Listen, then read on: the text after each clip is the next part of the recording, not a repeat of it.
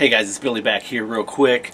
Gonna jump through this second collection that I picked up. It's another big haul that I got. That first one was a storage unit that I picked with a friend of mine. This one here was one that I got tagged in on Facebook, and actually was the first person to show up and dig through this collection of about 5,000 or more records. The guy had them, he was very meticulous about the records. Most everything was already sleeved. They were boxed in the U-Haul 13-inch boxes, the travel boxes, and wrapped in real heavy-duty plastic because he had them in storage. So he obviously knew what he was doing. Apparently this guy, from what I had heard from his sister was willed these records. Unfortunately, the gentleman had passed away last August, and she's been trying to figure what she was going to do with them since then. They had to get out to Utah. I believe that's what no, it was Oregon. She had to get out to Oregon to bring everything back. So they had a U-Haul filled with all of his stuff, all of his belongings, and there were about 35 or 37, I can't remember, just under 40 of those U-Haul boxes filled with these records. And I would imagine that those U-Haul boxes, when they're full, will hold about 150 records, maybe, but between 100 and 150 records. So that's why I'm guesstimating there were 5,000 or more records in this lot that I got to pick through. Most of it was 60s, 70s, 80s rock and pop. So I'm going to dig right in and show you guys. I did want to give you a little bit of the backstory before I get into it, though. Like I said, this guy was a very meticulous collector. He was kind of he was apparently he was never married, never had any kids, and music was his thing. So he really had a great collection and great taste in music as well. Just varying different things. So what I did is I went through and picked, and then the first person that I called, I told her, I said, this gentleman's sister that allowed me to dig through the collection. I asked her if my buddy Steve, who I picked the other one, the lot one that I just showed you guys, we did the storage unit lot, if I could have him come over and take a look the next day. So he didn't get to go over the next day, but he did go over 3 or 4 days later. But she said there was no, or when Steve got there, he said that all the stuff that I had left was still there, the Grateful Dead stuff, the Dylan stuff, a bunch of stuff that he really dug. I think he ended up getting about 125 records, so it was still a pretty good deal. But he said that she had told her there had been nobody there since I came. Now I will say there was somebody that did try to buy this lot the day before I came. They did not look through any of the records. They came. They didn't cherry pick, is what I'm trying to say. They came and they busted through 4 of the 37 boxes, and so they dug through. The guy had everything alphabetized too, so it was like you would get this box. It was all marked. It would be like it would be marked A, AC/DC through the Allman Brothers or whatever, and that's what it was. I mean, there would be a stack of AC/DC records, a stack of Allman Brothers records, and it just went on. Every box was like this. It was so great to see such care taken in these records. So apparently this guy that had tried to buy the whole collection the day before, he looked through 4 boxes just to basically see. I mean, trust me, the stuff was that good. You look through a box, the quality's there. Apparently he made them a ridiculously low ball offer of about 25 cents a piece on these records, and she basically threw him out. So I was able to come in. They kind of thought I was going, her husband thought that I was going to be that way as well, but like I told her, I wasn't there to do that. I spent the majority of 4 to 5 hours with this woman and her son and her husband, just talking about her brother, his collection, and how meticulous he was, and how much he loved his collection. And then I told her a little bit about me as well, so she knew these records were going to a good home. It wasn't going to be like they were going to a flipper or a dealer or something like that. She knew they were going to a good home, and since she's just literally 10 minutes up the street, she knew that the invitation was open. If she ever wanted to come over and see her brother's records again, she was more than welcome, and she really, really loved that. Gave me a huge hug at the end when we were done, and it made me feel real good. So, like I said, guys, I wanted to share. I didn't mean to bore anybody there with that story, but that's the story behind this lot. When you guys see this stuff, you'll appreciate it a little bit more. So let's jump right into it, shall we? Okay, guys, I'm going to jump right in here. We're going to start up here. It's all mixed in, but it'll give you a pretty good idea of what I've got. I'm just going to start here, work my way over. So this first thing here is an old James Brown record. Unfortunately, no case, but it's an original on the King label. If you can see it there, beautiful pressing. I think it's I Got You. Yeah, I Got You. Feel good. So I had to grab that. So I'm just going to go through these real quick. James Brown, Live at the Apollo, Volume 2. Another James Brown, Greatest Hits. I'm gonna try and move quicker on these guys. Sorry about the glare.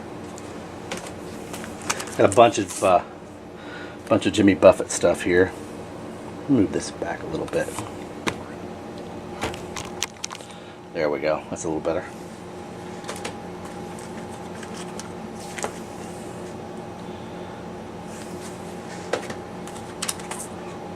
Son of a Sailor. A couple copies of that. This is a gold stamp promo copy. Some of these are in pretty decent shape. Some of them have a little bit of wear on them, but for the most part, most of this stuff was very well taken care of. This is a one that I don't see that often. I had this on CD back in the day. Songs You Know by Heart. Jimmy Buffett's Greatest Hits. I don't see that one very often. And then here you go, Brandon, Mr. Hall of Fame. You're not the only one with the Michael Bolton and Yanni and Enya and all that good stuff.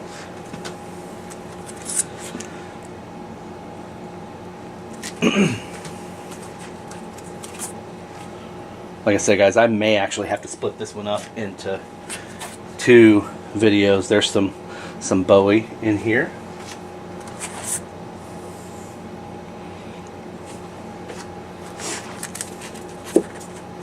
Sorry about just going through these fast, guys. I don't want to be here all night, and you don't either.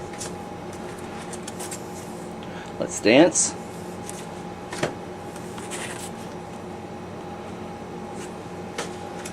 Get into some Blackfoot. Like I said, the guy had the stuff alphabetized already, so you would roll from one artist to the next right through their entire catalog half the time. It was very, very cool. Highway Song, great song. Love that. Off the Strikes album.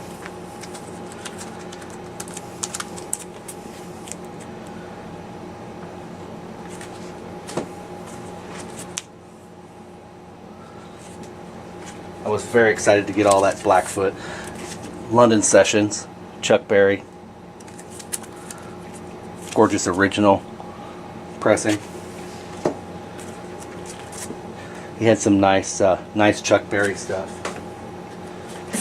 Golden Decade. Different Golden Decade.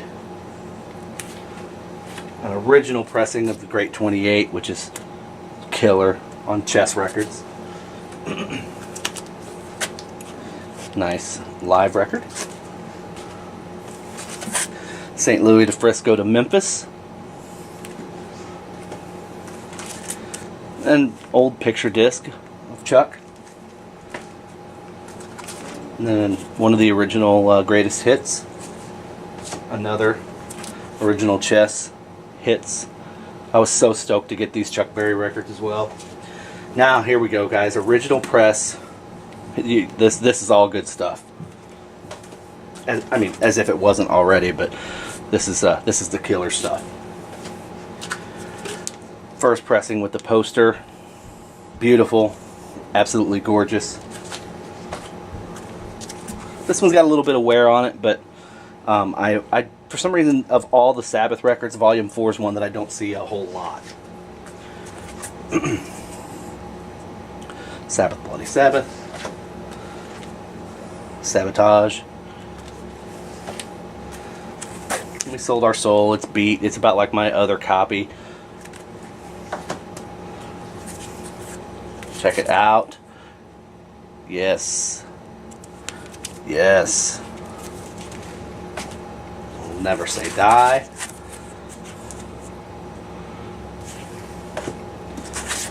Another Heaven and Hell. Another good copy of Mob Rules. Another beautiful copy of Live Evil. Steve, it's got your name on it. Harmless Rebel, Brother Steve. Maybe a trade, maybe a little VCLT. How about that, buddy? Look at that, Born Again.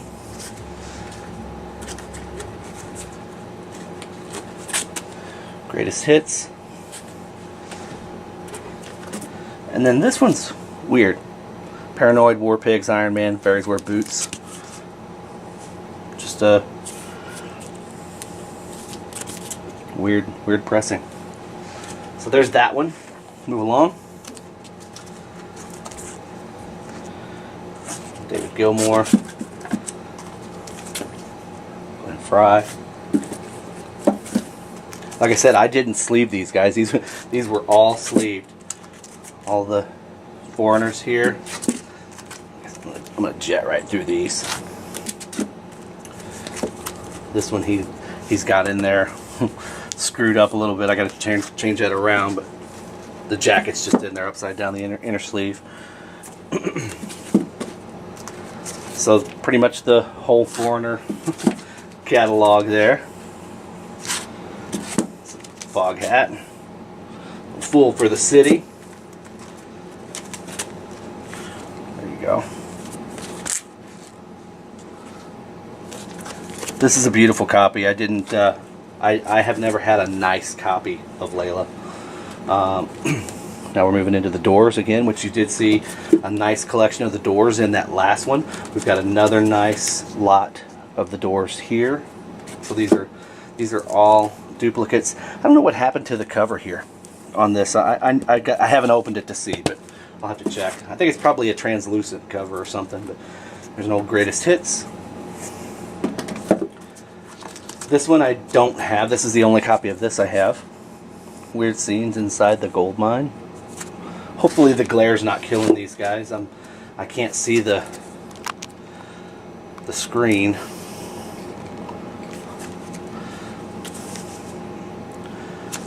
Turn it a little bit there.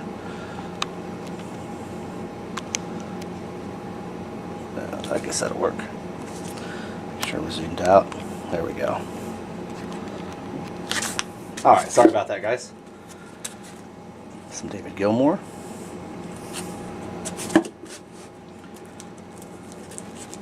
Terrence Trent D'Arby. Here we go now. This is gonna get after Brother Jared, Backwoods Metal. This is gonna get after his soft spot in his heart here.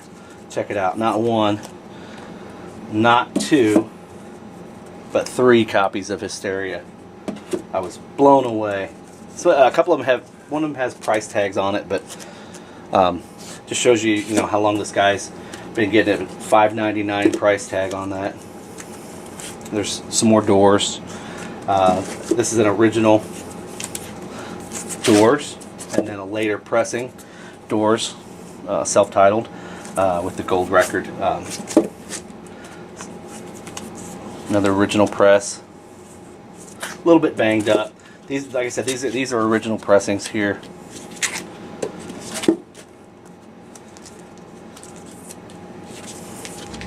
Dokken, white label promo. How about that, Andy? How about that, Farley?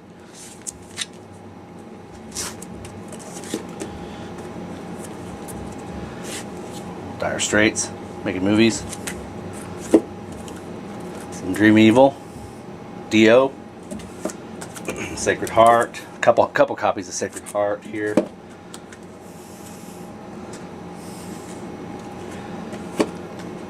It's Frankie Goes to Hollywood. This is a relaxed, I think 12-inch single, I believe. And then here's the Welcome to the Pleasure Dome, which I believe has Relax on it. Yeah.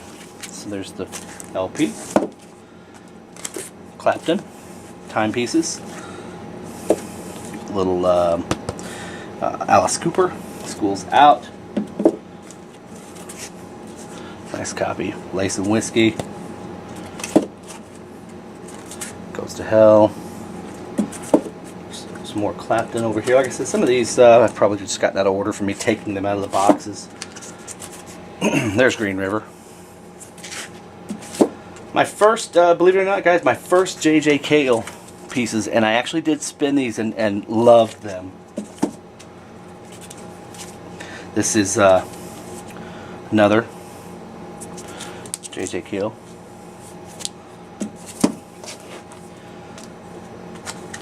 Couple Cheap Tricks. Some Tracy Chapman. Great record. Hard to find record too. Another Tracy Chapman. The Cars. Another copy. And then check this out. Liam, George. I know it's got a $20 sticker on it, but I think it's a little more than that. This is a beautiful, beautiful copy. Awesome. And then another copy of Moody Blue. That there.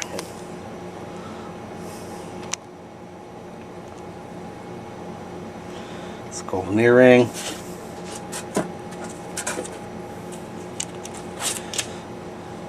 In Rock. A little bit worn copy of Machine Head, but I'll take it. Eagles Live.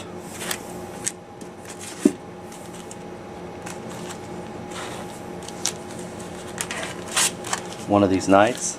Good looking copy there. Nice copy of On the Border. Just need to clean that up just a little bit. Any of those white covers. There's their greatest hits. First record, Gatefold. Not in the best condition, but still long run. Nice. Desperado. Hotel California with the poster. Led Zepp 4. Led Zepp 2. I don't remember if that's a Ludwig or not. Another Golden Platinum. This is a tough one. Skynyrd Live, 87. Beautiful, beautiful, beautiful. Led Zepp first record. Another beautiful copy of the first record.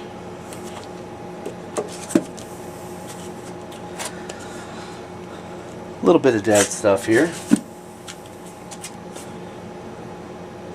I don't have a whole lot of Dead in the collection, so I did pick up a few. This guy probably had 30 Dead records. I asked Steve what he had, and I basically just took the ones that he already had and left him the ones that he needed. It's only fair, right? I mean, he did cut me in on that other deal. Great White. Once Bitten and Twice Shy. Sammy, Standing Hampton, killer record. Hell Bent for Leather, Priest.